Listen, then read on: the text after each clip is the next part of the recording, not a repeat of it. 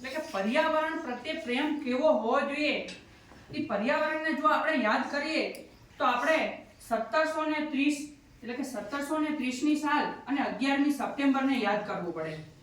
અત્યારે તો આપણે આ 10મા ધોરણમાં વિજ્ઞાનમાં પ્રકરણ નથી આવતું, 16મું પ્રકરણ આવતું નૈસર્ગિક સ્ત્રોતો વાળું.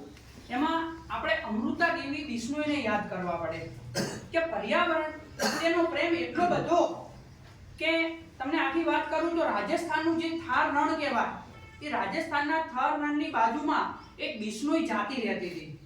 આ બિશ્નોઈ જાતિને જંગલ પ્રત્યે ખૂબ પ્રેમ, એટલે જંગલ પ્રત્યે એમને એટલો બધો પ્રેમ એટલે કોઈ આવે તો વૃક્ષ ના કાપી શકે. હવે ત્યાંના એક રાજા હતા અભયસિંહ ચૌહાણ. એમને એવો ઓર્ડર કર્યો કે આ ગામનું નામ હતું ખીજડીયા, કારણ કે ત્યાં ખેજડીના વૃક્ષો હતા, ખેજડી પણ કહેવાય. એ ખેજડીના વૃક્ષો કાપવા માટે એમને ઓર્ડર કર્યો કે જવા બધા ખેજડીના વૃક્ષો કાપી નાખો, આપણે ત્યાં મહેલની ઇમારત ચણવી છે.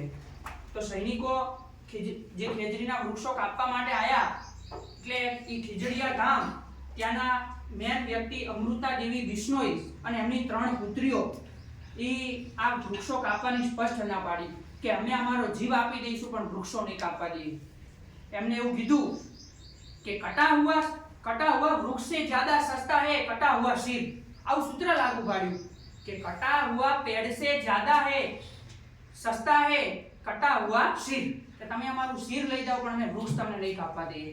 અને આ માટે થઈ, વૃક્ષો માટે થઈ અને ત્યાંના 363 લોકોએ જીવ આપી દીધો પણ વૃક્ષો ના કાપવા દીધા.